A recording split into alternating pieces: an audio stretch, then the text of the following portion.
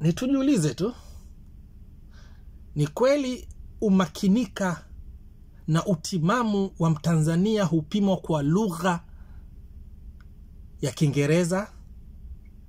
Je, ni kweli utimamu wa Mtanzania na umakinika wake hupimwa kwa namna ya uongeaji wake wa ufasaha wa lugha ya Kiingereza? Hebu tuangalie kwanza kabla tujaenda mbele, lugha ni nini?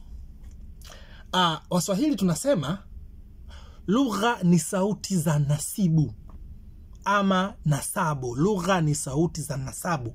Nasabu ni neno kanaweza likawatata kwa sababu nasabu inakuwa kama ukoo kwa lugha ya Kiswahili. Nasabu, mbona ukisikia wewe mtu ana nasabu, hii nasabu yangu, maana yake ni damu yangu, ukoo wangu. Lakini lugha ni sauti za nasibu zenye kusemwa na watu, zenye maana na utaratibu maalum uliowekwa na jamii ili kuleta mawasiliano. Kwa lugha ni sehemu ya mawasiliano, lakini sharti lake ziwe zenye kusemwa na watu. Kwa sababu gani? Kuna kitu kinapatikana kinaitwa nathiqi, matamshi ba, be, bi, bo na kuendelea. Kuna wanyama wanao matamshi, wanayo, lakini ni baadhi. Ila mwanadamu ndo ameumbwa mwenye kuweza kuyakamilisha matamshi hayo. Abu, kudu na kuendelea mpaka che mpaka za. Sijui tumefahamiana hapo. Kwa hiyo lugha yenyewe, yani maana ya lugha yenyewe inakataa kuwa eti mtu hupimwa umakinika wake na utimamu wake kwa kutumia lugha. Naweza nikasema ndio. Tukisema lugha kama lugha, ni kweli mtu hupimwa umakinika wake kwa kutumia lugha. Hili ni sawa. Lugha mama, lakini lugha mama kwa maana ile lugha ya nchi yako husika. Ukiwa hauitamki vizuri kwa ufasaha wake, tutakuona uko sawa. Na ndio maana mtoto akifikisha miaka 4, 5 hajui kuzungumza lugha mama, tunakuwa na wasiwasi. Tunampeleka hospitali kujua nini tatizo. Bubu, je, swazwa ama ndondocha nini, umeitwa nini? Wale yani kuna mlemavu, tutumie lugha nzuri. Je, ulemavu wake, ana ulemavu wa akili? Muone, mtoto akichelewa kuzungumza lazima tuwe na wasiwasi. Lakini kwa upande wa lugha mama, lakini mtu ashangaliwi. Lugha yenyewe inakataa kumshangaa mtu ambaye ambaye anajua lugha mama kwa ufasaha lakini hajui lugha nyingine.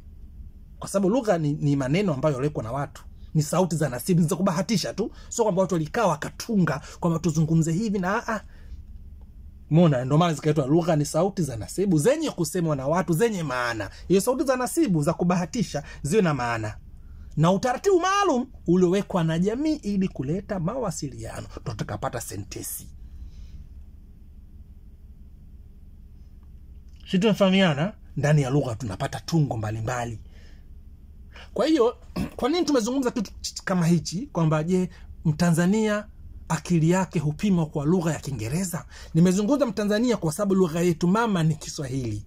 Kiswahili kwa sasa kinazungumza maeneo mbalimbali ikiwemo East Africa kwa ujumla. Lakini nimesema Mtanzania ni kwa sababu ndio lugha yetu. Hatuna lugha nyingine sisi Tanzania ambayo ndio kubwa isipokuwa ni Kiswahili. Lugha zingine tutazikuta mashuleni ama kwenye vituo vyetu vya dini. Ikiwemo sisi Waislamu tunakuta lugha ya Kiarabu kwenye Qur'ani. Sisi tunafahamiana na maanisha kwenye madarisi zetu za diniya, za dini yetu. Kwa hiyo kumekuwa na mtazamo mkubwa sana ambao tunaweza kusema ni mtazamo ovu. Kwa mfano, kuna kesi ikitendeka, akaja mtu akazungumza wa watu wawili wanakinzana. Mmoja akawa anazungumza tu Kiswahili katika hali ya kawaida, yule mwingine akizungumza Kiingereza, hata kama ni mwovu, jamii kubwa yote itamwamini yule kuwa ni mkweli kuliko huyu. Si ubaya kujua lugha ngeni, hasa Kiingereza. Kwa sababu gani? Kwa sababu ni lugha ambayo tunaitumia kuanzia mashuleni mpaka sehemu zingine, makazini na sehemu nyingine. Lakini isiwe sababu ya mtu kutojua Kiingereza ikawa yeye amevuliwa kwenye umakinika na uwakili wake kuwa sio utimamu kwa sababu hajui lugha ya Kiingereza. Kwa mimi najisikia fahari kuzungumza lugha ya Kiarabu. Kwanza, dini yangu inaniruhusu na imenipa mambo matatu. Nizungumza Kiarabu kwa sababu Qur'ani ni ya Kiarabu, lugha ya Kiarabu. Maneno ya kesho yaumul qiyama tutakaozungumza kuanzia kaburini mpaka kesho siku ya malipo katika uko peponi ni lugha ya Kiarabu. Umeona? Halikadhalika mtume wangu ni Mwarabu. Sijui tumefahamiana vizuri hapo. Kwa hizi ni nukta tatu ambazo mimi zikinanifanya nizungumze lugha ya Kiarabu sana kuliko lugha nyingine isiyokuwa mama lugha yangu. Sasa twende kwenye lugha ya Kiingereza kwa sababu ndio msingi wa mazungumzo yetu haya. Je, ni kweli lugha yenyewe maana ya lugha kama lugha inakataa? Kwa nini? Mzungu asipojua lugha ya Kiswahili atazungumza vile anavyojua kwamba yeye ili umuelewe ikiwa wewe hujui Kiingereza. Na yeye akawa anajua walau kidogo Kiswahili. Atazungumza vile kama mnavyojua Kiingereza cha wazungu. Na hatoshangaliwa, hataonekana ajui, hataonekana mpumbavu. Sisi tumefahamiana vizuri. Na yeye wala hatojiona mjinga. Lakini ikatokea Mtanzania hajui lugha ya Kiingereza. Tuelewane vizuri, sio lugha, ni lugha. Lugha ya Kiingereza. Kwamba yeye sio mahiri wa uzungumzaji wa hiyo lugha, ana ufasaha sahihi ya namna ya kufanya natiki ya lugha hiyo ya Kiingereza, kwa maana ataonekana hajasoma. Hata kama alifika university, chuo kikuu, ataonekana hajasoma.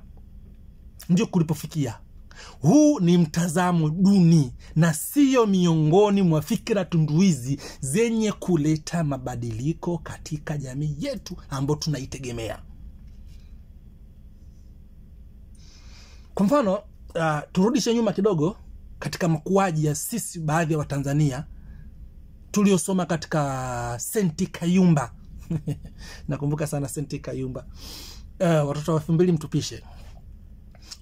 Yani Senti Kayumba ni shule za serikali hizi za primary, za msingi, shule za msingi hivyo, ambazo Kiingereza, yani masomo yote ni ya Kiswahili isipokuwa ni Kiingereza, utalikuta kwa lugha ya Kiingereza. Kwa hiyo ni shule ambazo tunasoma Kiswahili sana kuliko lugha nyingine. Kwa hiyo mpaka ukifika sekondari, baada ya kumaliza darasa la 7 unaingia sekondari, kidato cha kwanza, wewe unaanza kukuta masomo yote ya Kiingereza. Unaanza kuachama.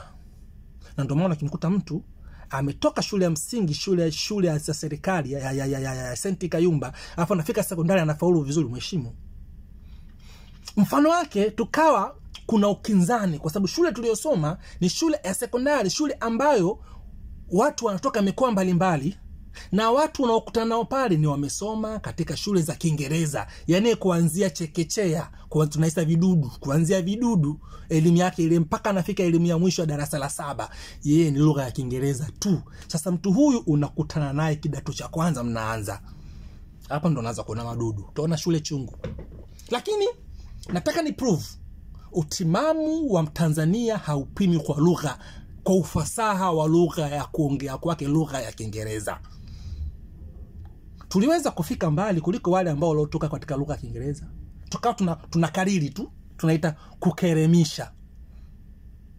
Tukawa tunakariri yale masomo. Unakuta daftari letu la physics ipo kichwani, mpaka hesabu yote ipo kichwani. Mwalimu akitoa mfano ule tumemkandika. Labda atoe mwingine, ndio hapo utaanza kunyaonya. Kwa hiyo unakuta madaftari ya bookkeeping, commerce yote, geography yote hapa kichwani. Umefanya nini? Tunaita kumemorize, wenyewe Waingereza wanasema. Basi mwenendo na akili nimetana memorize. Sikilizeni, tuacheni uhuni. Uhuni. Mtu akisoma Kiingereza hata anaonekana mna gani? Si vibaya kujua Kiingereza, jua tu kawaida, hata kama utojua in advance. Na hapo tena nimuache. Tayari sana lugha hizi. Hapana jamani, mtu wa Tanzania hapimi kwa ungoja yake ufasaha lugha ya Kiingereza ndio mtimamu wake. Hapana, sivyo hivyo. Unakuta mtu eti unajua katika courts kuna justification of the law. Nini justification wewe? Ndo ututeke tukuaminishe, yani utuaminishe kwa endo uko timamu? Hapana, haiko hivyo. Kwa hiyo fikira hizi zienguliwe miongoni mwa vichwa vyetu wa Tanzania.